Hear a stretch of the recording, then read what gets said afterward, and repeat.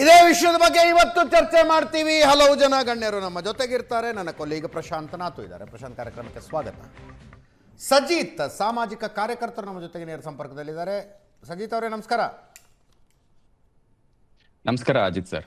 S, ತಾವು ಈ cockroach Janata ಪಾರ್ಟಿಯ ಬೆಂಬಲಿಗರು ಅಂತ ಭಾವಿಸ್ತೀನಿ. ಆದರೆ ಬಹಳ ಒಳ್ಳೆಯದು, ಡಿಬೇಟ್ ಮಾಡೋಕ್ಕೆ ಚೆನ್ನಾಗಿರುತ್ತೆ. ಓಕೆ, ಪ್ರಿನ್ಸಿಪಲ್ ಬೆಂಬಲಿಗರು ಅಂತ ಅನ್ಕೋಬೋದು. Okay, great great. Nagaraj Yadav ಅವರು ಕಾಂಗ್ರೆಸ್ನಿಂದ, ಜಗದೀಶ್ ಸದಮ್ ಅವರು ಆಮ್ ಆದ್ಮಿ ಪಕ್ಷದಿಂದ ಇದ್ದಾರೆ. ಇಬ್ಬರು ಕಾರ್ಯಕ್ರಮಕ್ಕೆ ಸ್ವಾಗತ. ಇಂಟ್ರೆಸ್ಟಿಂಗ್ಲಿ ಇವತ್ತಿನ ಚರ್ಚೆಗೆ ಪ್ಯಾನಲಿಸ್ಟ್ ಅನ್ನು ಕಳಿಸದೇ ಇರುವ ನಿರ್ಧಾರಕ್ಕೆ ಬಿಜೆಪಿಯವರು ಬಂದಿದ್ದಾರೆ.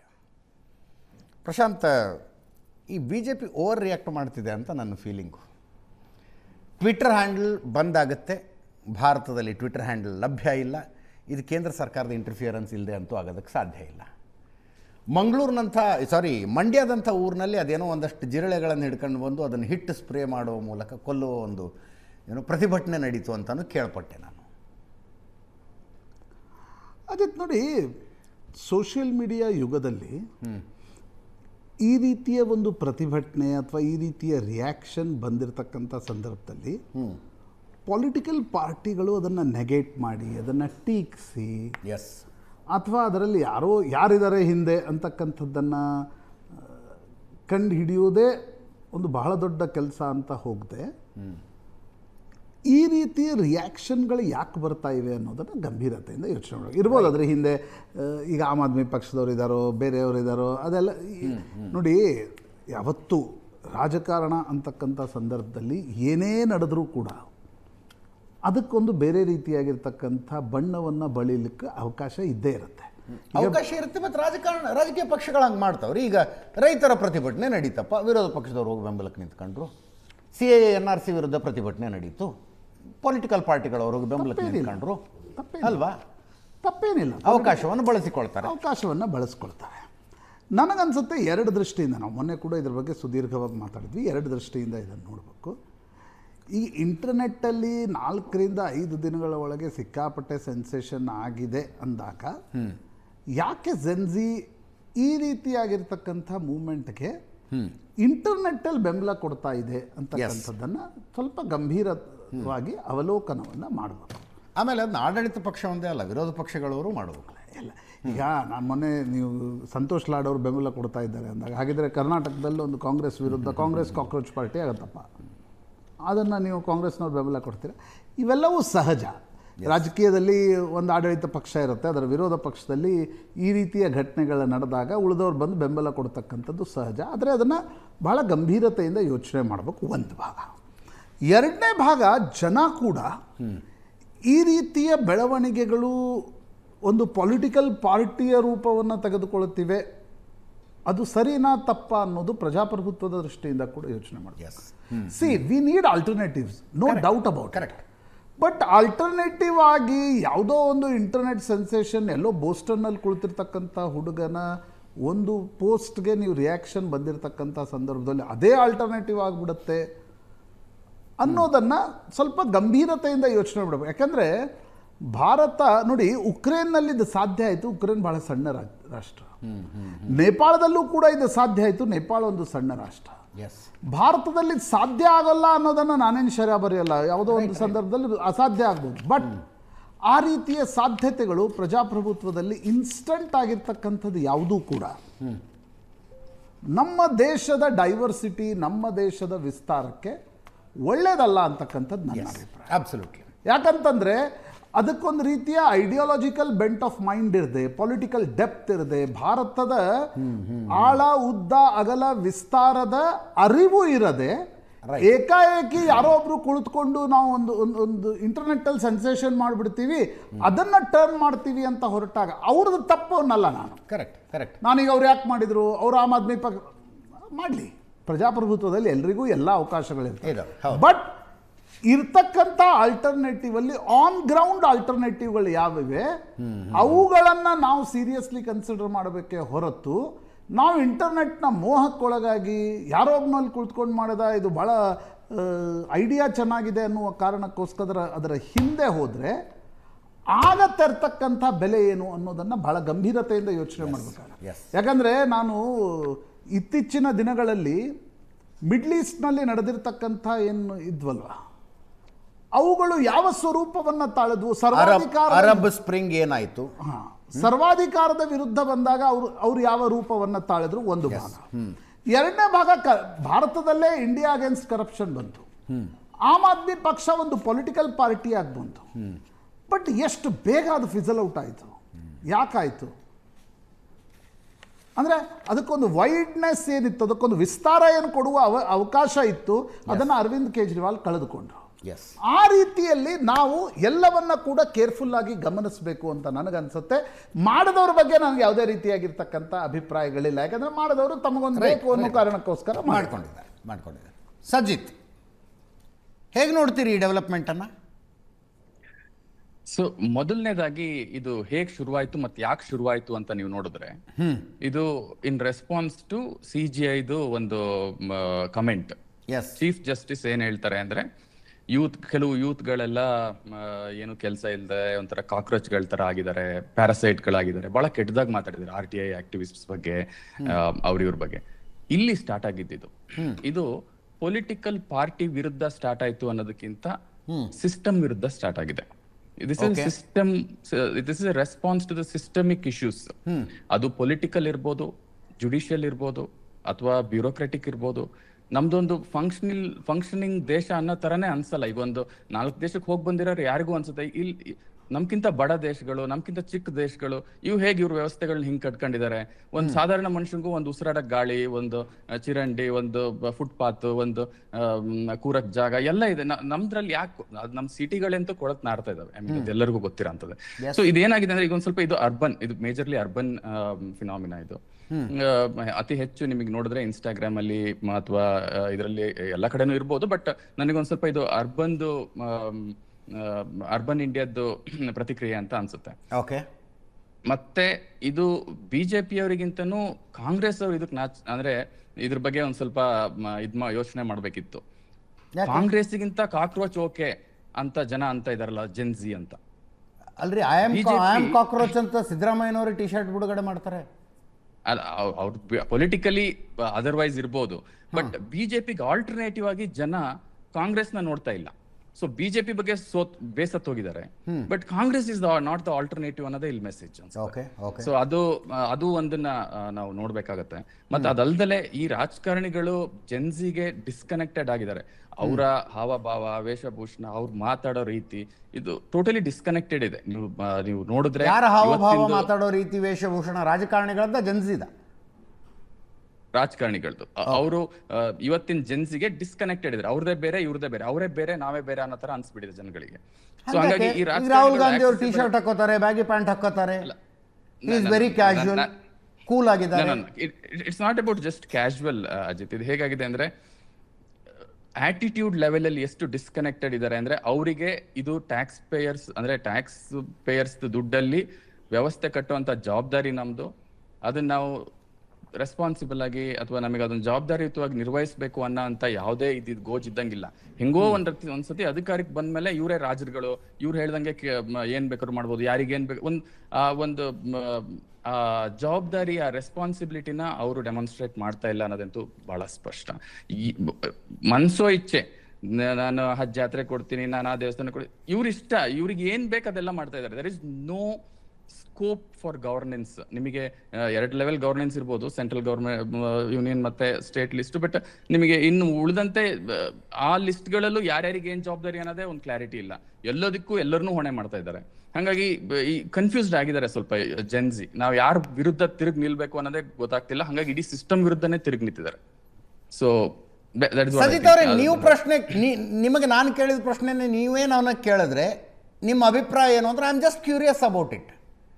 ಓಕೆ, ನನ್ನ ಅಭಿಪ್ರಾಯ ಏನು ಅಂದ್ರೆ, ಇದು ಕರೆಕ್ಟ್ ಇದೆ. ಅಲ್ಲ, I am just curious about it. ನಾನು ನಿಮ್ಗೆ ಹೇಳ್ಬಿಡ್ತೀನಿ ಏನು ಅಂತ. ಒಂದೇನೋ ಮೂವ್ಮೆಂಟ್ ಶುರುವಾಗಿದೆ, ಟೆಕ್ನಿಕಲ್ ಕುತೂಹಲಗಳು ಬಹಳ ಇದಾವೆ ನನಗೆ. 49% ಪಾಕಿಸ್ತಾನಿಯರೇ ಇದನ್ನು ಫಾಲೋ ಮಾಡ್ತಾ ಇರೋದು ಅಂತ BJP ಅವರು ಏನೋ ಪೋಸ್ಟ್ ಹಾಕಿದ್ರು, ಅದು ನಂಬೋದಕ್ಕೆ ಅರ್ಹ ಇರಲಿಲ್ಲ. 94.7% ಇಂಡಿಯನ್ಸ್ ಫಾಲೋ ಮಾಡ್ತಾ ಇದ್ದಾರೆ ಅಂತ ಆ ಹುಡುಗ ಯಾರು ಅಭಿಜಿತ್ ದಿಪ್ತೆ ಪೋಸ್ಟ್ ಹಾಕಿದ್ದು, ಅದು ಕೂಡ ನಂಬ ಹಂಗಿರಲಿಲ್ಲ. ಈ ರೀತಿಯಾದ ಕುತೂಹಲ ಇದೆ. ಅದರ ಜೊತೆಗೆ ಒಂದು ಆತಂಕನೂ ಇದೆ ನನಗೆ. ಜನ್ಜಿ ಪ್ರೊಟೆಸ್ಟ್ ಅಂತ ಶುರುವಾಗಿದ್ದು ಬಾಂಗ್ಲಾದೇಶದಲ್ಲಿ ಏನು ಮಾಡ್ತು, ನೇಪಾಳದಲ್ಲಿ ಏನು ಮಾಡ್ತು? ಬಾಂಗ್ಲಾದೇಶದ ಜನ್ಜಿ ಪ್ರೊಟೆಸ್ಟು ಅದು ಪಡೆದಂಥ ಹಿಂಸಾತ್ಮಕ ಸ್ವರೂಪ, ಆ ನಂತರ ಏನೇನಾಯಿತು, ಅದೆಲ್ಲದರ ಹಿಂದೆ ಅಮೆರಿಕ ಇತ್ತು ಅನ್ನೋದರ ಬಗ್ಗೆ ಎಳ್ಳು ಕಾಳಿನಷ್ಟು ಸಂಶಯ ಬೇಡ. ಸ್ವತಃ ಅಮೆರಿಕದಲ್ಲಿ ಅಲ್ಲ, ಅಮೆರಿಕದಲ್ಲಿ ಡೊನಾಲ್ಡ್ ಟ್ರಂಪ್ ಬಂದಿರತಕ್ಕಂಥ ಸಂದರ್ಭದಲ್ಲಿ ವ್ಯವಸ್ಥೆಯಿಂದ ಹೊರಗಡೆ ಇದ್ದವನು ಬರ್ತಾ ಇದ್ದಾರೆ ಅನ್ನುವ ರೀತಿಯಲ್ಲೇ ಡೊನಾಲ್ಡ್ ಟ್ರಂಪ್ರ ಒಂದು ಮಹಿಮಾ ಮಂಡನೆ ನಡೀತು. ಹೌದು. ಇವತ್ತು ಡೊನಾಲ್ಡ್ ಟ್ರಂಪ್ ಏನಾಗಿದ್ದಾರೆ, ಅವ್ರದ್ದು ಅಂದ್ರೆ ಇಡೀ ವಿಶ್ವಕ್ಕೆ ಇವತ್ತು ಹೋದ್ರೆ ಸಾಕಪ್ಪ ಅನ್ನುವ ಪರಿಸ್ಥಿತಿ ಬಂದಿದೆ. ನೀವು ನಾನು ಅದಕ್ಕೆ ಆನ್ಸರ್ ಮಾಡ್ತೀನಿ.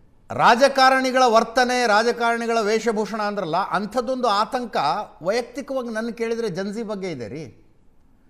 ಇನ್ಸ್ಟಾಗ್ರಾಮ್ಸ್ನಲ್ಲಿ ಫಾಲೋವರ್ಸ್ಗಳ ಸಂಖ್ಯೆ ಜಾಸ್ತಿ ಆಗಲಿಲ್ಲ ಅಂತ ಡಿಪ್ರೆಷನ್ಗೆ ಹೋಗೋ ಪೀಳಿಗೆ ಇದು. ಸರಿ ಅಜಿತ್ ಸರ್, ನಾನು ಅದಕ್ಕೆ ಅಪ್ಪ ಅಮ್ಮ ಮೊಬೈಲ್ ಕೊಡಿಸ್ಲಿಲ್ಲ ಅಂತ ಸೂಸೈಡ್ ಮಾಡ್ಕೋತಾರೆ ಇವರು. ಓಕೆ, ಆ ಪೀಳಿಗೆಯ ಬಗ್ಗೆ ನನಗೆ ಆತಂಕ ಇದೆ. ಓಕೆ, ಇದೊಂದು ತುಂಬ ಮ್ಯಾಚೂರ್ಡ್ ಆದಂಥ ಪ್ರಬುದ್ಧವಾದಂಥ ಚಳುವಳಿ ಆದರೆ BJPಗೋ ಅಥವಾ ಪ್ರೆಸೆಂಟ್ ವ್ಯವಸ್ಥೆಗೋ ಒಂದು ಆಲ್ಟರ್ನೇಟಿವ್ ಕೊಡುವಂಥ ಚಳುವಳಿ ಆದರೆ ನನಗಿಂತ ಸಂತೋಷ ಪಡೋರು ಇನ್ಯಾರೂ ಇಲ್ಲ. ಆದರೆ ನೋಡ್ತಾನೆ ಭಾರತವನ್ನು ತುಳಿಬೇಕು ಅಂತ ಕಾಯ್ತಾ ಇರೋ ವಿದೇಶಿ ಶಕ್ತಿಗಳ ಕೈಗೊಂಬೆ ಆಗಿಬಿಟ್ರೆ ಅನ್ನೋ ಆತಂಕ ಇದೆ ನನಗೆ. Yes please. ಓಕೆ, ಸೊ ನೀವು ಹೇಳಿದ್ದು ಮೊದಲನೇ ಕ್ವೆಶ್ಚನ್ ಇದು, ಅಥವಾ ಮೊದಲನೇ ಪ್ರಶ್ನೆ ಏನಾಗಿತ್ತು ಅಂದ್ರೆ, ಇದು 49% ಪಾಕಿಸ್ತಾನದವರು ಫಾಲೋ ಮಾಡ್ತಾ ಇದಾರ ಅನ್ನೋ ಒಂದು ಪೋಸ್ಟ್ ಬಂತು. ಆಮೇಲೆ ಅವರು 94% ಇಂಡಿಯಾದಿಂದ ಫಾಲೋ ಮಾಡ್ತಿದ್ದಾರೆ ಅಂತ ಪೋಸ್ಟ್ ಬಂತು. ಒಂದು ಯಾವುದೇ ಇನ್ಸ್ಟಾಗ್ರಾಮ್ ಅಕೌಂಟ್ ನೀವು ನೋಡಿದ್ರು ಅಡ್ಮಿನ್ಗೆ ಗೊತ್ತಿರುತ್ತೆ ಎಲ್ಲಿಂದ ಯಾರು ಫಾಲೋ ಮಾಡ್ತಾರೆ. ಎಸ್, ಅಡ್ಮಿನ್ ಹಾಕಿದ ಸ್ಕ್ರೀನ್ ಶಾಟ್ ನಂಬೋ ಹಂಗಿರ್ಲಿಲ್ಲ ಅಂತ ಹೇಳಿದೆ ನಾನು. ಆ ಸ್ಕ್ರೀನ್ ಶಾಟ್ ಫಾರ್ಮ್ಯಾಟ್ ಇರುತ್ತೆ. ನನ್ನ ಇನ್ಸ್ಟಾಗ್ರಾಮ್ನಲ್ಲಿ ನಾನು ಚೆಕ್ ಮಾಡಿದಾಗ ನನಗೆ ಬರೋ ಫಾರ್ಮ್ಯಾಟೇ ಬೇರೆ. ಆ ಫಾರ್ಮ್ಯಾಟ್ನಲ್ಲಿ ಹಾಕಿದ್ರೆ ನಂಬಬಹುದಾಗಿತ್ತು. Okay, format question, okay, format ಹತ್ರ ನೀವು ಅದು ಮಾತಾಡ್ಬೋದು. ಬಟ್ ಬಿಜೆಪಿ ಅವ್ರು ಹಾಕಿದ್ದಕ್ಕಿಂತೂ ಯಾವುದೇ ಫಾರ್ಮ್ಯಾಟ್ ಇರಲಿಲ್ಲ. ಅವ್ರ IT ಸೆಲ್ ಅವರು ಯಾರೋ ರಿಷಿ ಬಗೇರೆ ಅನ್ನೋರು. ಸರ್, ನನಗೆ ರಾಗದ್ವೇಷಗಳಿಲ್ಲ, ನಾನು ಹೇಳಿದ್ದು ಇಬ್ಬರದು ನಂಬೋ ಹಂಗಿರ್ಲಿಲ್ಲ ಅಂತ ಹೇಳಿದೆ ನಾನು. ಸರಿ, ಓಕೆ. ನೀವು ನಾನು ಆ ಅಡ್ಮಿನ್ ಯಾಕೆ ಟ್ರಸ್ಟ್ ಮಾಡ್ತೀನಿ ಅಂದ್ರೆ, ಅಡ್ಮಿನ್ಗೆ ಆ ಡೇಟಾ ಇರುತ್ತೆ ಅನ್ನೋ ಕಾರಣಕ್ಕೋಸ್ಕರ. ಅವರು ಕರೆಕ್ಟ್ ಚೇಂಜ್ ಮಾಡಿ ಹಾಕಿದಾರೆ ಅದು ಗೊತ್ತಿಲ್ಲ, ಬಟ್ ಇವ್ರ ಹತ್ರ ಅಂತೂ ಡೇಟಾ ಇಲ್ವೇ ಇಲ್ಲ, ಅದಂತೂ ಬಹಳ ಸ್ಪಷ್ಟ. ಒಂದು. ಎರಡನೇದು, ಪ್ರಶಾಂತ್ ಅವರು ಅದನ್ನ ಆಲ್ರೆಡಿ ಕವರ್ ಮಾಡಿದ್ರು. ಅಲ್ಲಿ ಹೋಮೋಜಿನಿಯಸ್ ಸೊಸೈಟಿಗಳೇನೇನಿದೆ, ಬಾಂಗ್ಲಾದೇಶ್ ಒಂದೇ ಭಾಷೆ ಮಾತಾಡೋ, ಒಂದೇ ಧರ್ಮದವ್ರು ಇರೋ ಅಂಥದ್ದು, ನೇಪಾಳ ಇರೋ ಅಂಥದ್ದು, ನೇಪಾಳಿ ಭಾಷೆ ಮಾತಾಡೋ ನೇಪಾಳಿ ಧರ್ಮ. ಸೊ ಈ ಹೋಮೋಜಿನಿಯಸ್ ಚಿಕ್ಕ ಸೊಸೈಟಿಗಳಿಗೂ ಭಾರತ ಅಂದ್ರೆ ಇದೊಂದು ಹಿಂದಿನಿಂದನೂ ಇದೊಂದು ಭಾರತ ಉಪಖಂಡ ಅಥವಾ ಭರತಖಂಡ ಆಗಿದ್ದಂಥದನ್ನ ಬಹಳ ವರ್ಷಗಳ ಕಾಲ ಸ್ಟಿಚ್ ಮಾಡಿ ಬ್ರಿಟಿಷ್ ಇಂಡಿಯಾದಲ್ಲಿ, ಆಮೇಲೆ ಕಾಂಗ್ರೆಸ್ ಮೂವ್ಮೆಂಟಿಗೆ ಹ್ಯಾಂಡ್ ಔಟ್ ಮಾಡಿ, ಇದು ಒಂದು ಬಹಳ ಕಾಂಪ್ಲೆಕ್ಸ್ ಡೈವರ್ಸ್ ಒಕ್ಕೂಟ. ಇದು ಒಪ್ಪಿಕೂಟ. ಅಷ್ಟು ಮಲಯಾಳಿಗಳದು, ಕನ್ನಡಿಗರು, ತೆಲುಗರು, ಗುಜರಾತಿಗಳು, ರಾಜಸ್ಥಾನಿಗಳು ಎಲ್ಲ ಸೇರಿ ಒಪ್ಕೊಂಡು ಮಾಡಿರೋಂಥ ಕೂಡ ಇದು ಎಲ್ಲರಿಗೂ ಒಂದೇ ಫೀಲಿಂಗ್ ಇರಲ್ಲ. ಅಲ್ಲಿ ನಾಗಾಲ್ಯಾಂಡ್ ಅವನಿಗೆ ಬೇರೆ ಫೀಲಿಂಗ್ ಇರುತ್ತೆ, ಇಲ್ಲಿ ತಮಿಳ್ನಾಡು ಅವನಿಗೆ ಬೇರೆ ಕಲ್ಚರಲ್ ಆಸ್ಪಿರೇಷನ್ ಇರ್ಬೋದು, ಎಕನಾಮಿಕಲ್ ಆಸ್ಪಿರೇಷನ್ ಇರ್ಬೋದು, ಬೇರೆ ಬೇರೆ ತರ ಇರುತ್ತೆ. ಹಾಗಾಗಿ ಅದು ಈವನ್ ಆಗಿ ಸ್ಪ್ರೆಡ್ ಔಟ್ ಆಗಲ್ಲ. ಆ ಚಿಕ್ಕ ಸೊಸೈಟಿಗಳಾಗಿರೋದ್ ರೀತಿಯಲ್ಲಿ ಇಲ್ಲ ಆಗಲ್ಲ ಅನ್ನೋದು ಅವರು ಅದನ್ನ ಹೇಳಿದ್ರು. ನನಗೂ ಅದೇ ಅನ್ಸುತ್ತೆ. ಯಾಕಂದ್ರೆ ಇದು ಆ ತರದಕ್ಕೆ ಈ ವ್ಯವಸ್ಥೆನೇ ಅದಕ್ಕೆ ಪೂರ್ವಕವಾಗಿ ಇಲ್ಲ. ಇದಕ್ಕೊಂದ್ ಸ್ವಲ್ಪ ಮೆಚ್ಯೂರ್ ಆಗಿರೋರಷ್ಟೇ ಹ್ಯಾಂಡಲ್ ಮಾಡಿ ಇದನ್ನ ಮುಂದಕ್ಕೆ ತಗೊಂಡು ಹೋಗಕ್ ಸಾಧ್ಯ. ಭಾರತದ ಆದ್ಯಂತ ತಗೊಂಡು ಹೋಗ್ಬೇಕು ಅಂದ್ರೆ, ಬಟ್ ತಮಿಳ್ ಸೊಸೈಟಿ ಮಾಡ್ಬೋದು ಅವ್ರದೇ ಅದೊಂದು, ಅಥವಾ ಡೆಲ್ಲಿ ಸೆಂಟ್ರಿಕ್ ಅರ್ಬನ್ ಮೂವ್ಮೆಂಟ್ ಏನಾಯ್ತು ಅದು ಆಗ್ಬೋದು, ಅಥವಾ ಇನ್ಯಾವುದೋ ಬೆಂಗಾಳಲ್ಲಿ ಏನೋ ಒಂದು ಆಗ್ಬೋದು. ಸೊ ಇದು ಬೇರೆ ಬೇರೆ ಪಾಕೆಟ್ಸ್ ಅಲ್ಲಿ ಆಗುತ್ತೆ ಹೊರತು ಭಾರತದಲ್ಲಿ ಒಟ್ಟಿಗೆ ಆಗೋದಕ್ಕೆ ಅದು ಬಹಳ ಕಷ್ಟ ಇದೆ. ಅದು 100 ವರ್ಷ ಕೂತು RSS ಅವರು ಇವತ್ತಿನ ಬಿಜೆಪಿನ ಅಥವಾ ಇವತ್ತಿನ ವ್ಯವಸ್ಥೆನ ಹೆಂಗೆ ಇದನ್ನ ತಗೊಂಡಿದ್ದಾರೆ, ಆ ತರ ಬಹಳ ದೀರ್ಘವಾಗಿ ಯಾರು ವರ್ಕ್ ಮಾಡಬೇಕೆ ಹೊರತು ಇಡೀ ಭಾರತನ ಯಾರೋ ಒಂದು ಮೂಮೆಂಟ್ ಕ್ಯಾಪ್ಚರ್ ಮಾಡಕ್ ಆಗಲ್ಲ. ಅದು very very clear. Just because Sajith ಅವರ ಒಂದು ಮಾತು ತಮ್ಮನ್ನು ತಟ್ಟು ಅಂತ ಕೇಳ್ತೀನಿ ನಾನು. ಭಾರತೀಯರಿಗೆ ಕಾಂಗ್ರೆಸ್ಗಿಂತಲೂ ಕಾಕ್ರೋಚ್ ಮೇಲೆ ಜಾಸ್ತಿ ಪ್ರೀತಿ ಆಯ್ತಲ್ಲ ಅನ್ನೋದು ನಿಮಗೆ ಕಳಕಳಿಯ ವಿಷಯ ಆಗಬೇಕು. ನೋಡಿ, ಇದರಲ್ಲಿ 2 ವಿಚಾರ ಇದೆ. ಆಮೇಲೆ ಯಾವ ಪೊಲಿಟಿಕಲ್ BJP ಕಾಂಗ್ರೆಸ್ ಅದೆಲ್ಲ ಆಮೇಲೆ ಮಾತಾಡೋಣ. ಯಾಕೆ ಈ ಥರ ರಿಯಾಕ್ಷನ್ ಬಂತು ಅಂತ ನಾವು ಅನಲೈಸ್ ಮಾಡಬೇಕಾಗ್ತದೆ. ಯಾಕಂದರೆ ನೀವು ಜರ್ನಲಿಸ್ಟ್ ಆಗಿ ತುಂಬ ಅನುಭವ ಪಡ್ಕೊಂಡಿರ್ತಕ್ಕಂಥವ್ರು, ನಾವು 40 ವರ್ಷ ಕಾಂಗ್ರೆಸ್ಸಲ್ಲಿ ಕೆಲಸ ಮಾಡಿ, ಕಾಂಗ್ರೆಸ್ ಅಂದರೆ ಸಾರ್ವಜನಿಕರ ಜೀವನದಲ್ಲಿ ಈ ಇಮಿಡಿಯೇಟ್ ರಿಯಾಕ್ಷನ್ ಏನಾಗಿರ್ತಕ್ಕಂಥದ್ದು, ಇಷ್ಟೊಂದು ಫಾಲೋವರ್ಸ್ ಬರಲಿಕ್ಕೆ ಕಾರಣವನ್ನು ನಾವು ಅನಲೈಸ್ ಮಾಡಿದಾಗ it is not going to be, I think this cannot continue for long. ಇದನ್ನು ನಾವು ಲಾಂಗ್ ಟರ್ಮ್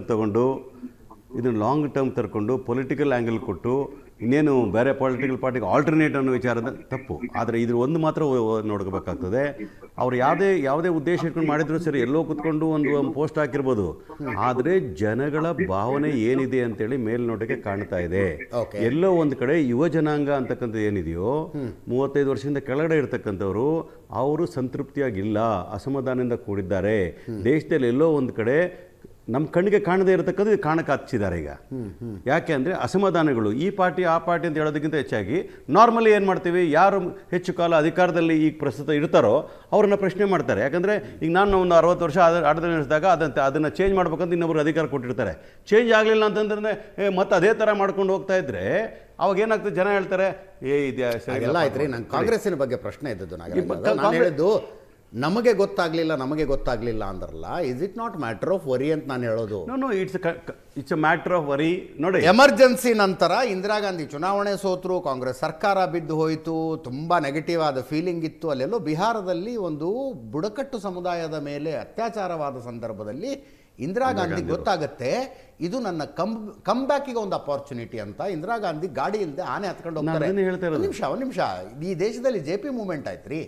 ಒಂದು ಅನ್ರೆಸ್ಟ್ ಇತ್ತು, ಗುಜರಾತ್ನಲ್ಲಿನ ಹಾಸ್ಟೆಲ್ನ ಮೆಸ್ನಲ್ಲಿ ಬಿಲ್ ಜಾಸ್ತಿ ಮಾಡಲಾಗಿದೆ ಅನ್ನುವ ಚಳುವಳಿ ಗೊತ್ತಾಗತ್ತೆ ರೀ ಅವರಿಗೆ, ಪಲ್ಸ್ ಗೊತ್ತಾಗತ್ತೆ.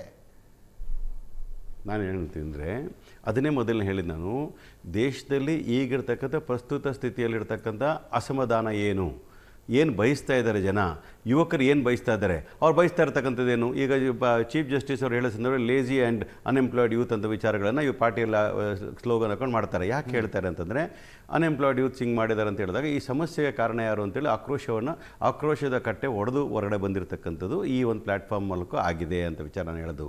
ಎಲ್ಲೋ ಒಂದು ಕಡೆ ನಾವು ಅವಾಗಿಂದ ಹೇಳ್ತಾ ಇದ್ದೀವಿ, 45 ವರ್ಷಗಳ ಇತಿಹಾಸದಲ್ಲಿ ನೋಡಿದಾಗ ಎಲ್ಲೋ ಒಂದು ಕಡೆ ಅನ್ಎಂಪ್ಲಾಯ್ಮೆಂಟ್ ರೇಟ್ ಜಾಸ್ತಿ ಆಗ್ತಾ ಇದೆ, ಬಡತನದ ರೇಖೆಯಿಂದ ಜನ ಹೊರಗೆ ಬರಲಿಕ್ಕೆ ಆಗ್ತಾ ಇಲ್ಲ, ಬೆಲೆ ಏರಿಕೆಗಳು ಜಾಸ್ತಿ ಆಗ್ತಾ ಇರ್ತಕ್ಕಂಥದ್ದು.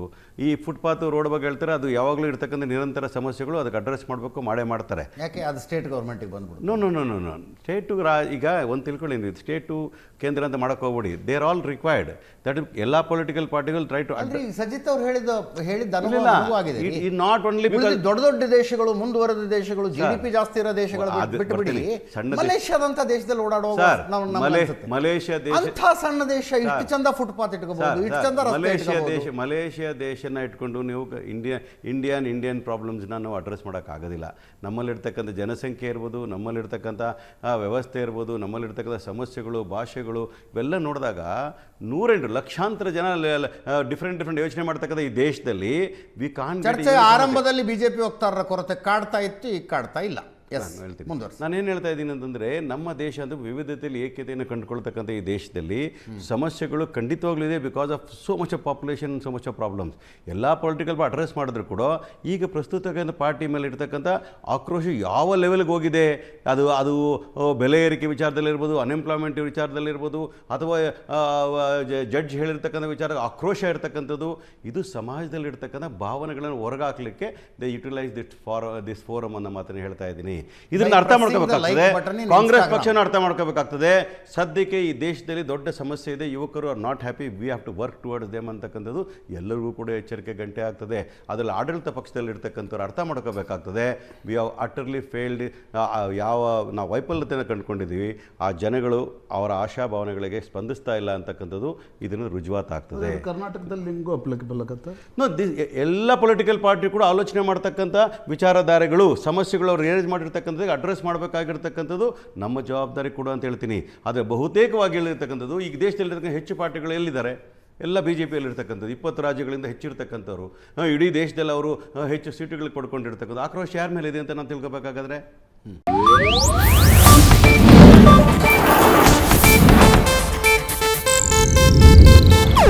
ಇದು ಏಷ್ಯಾನೆಟ್ ನ್ಯೂಸ್ ನೆಟ್ವರ್ಕ್ ಪ್ರಸ್ತುತಿ.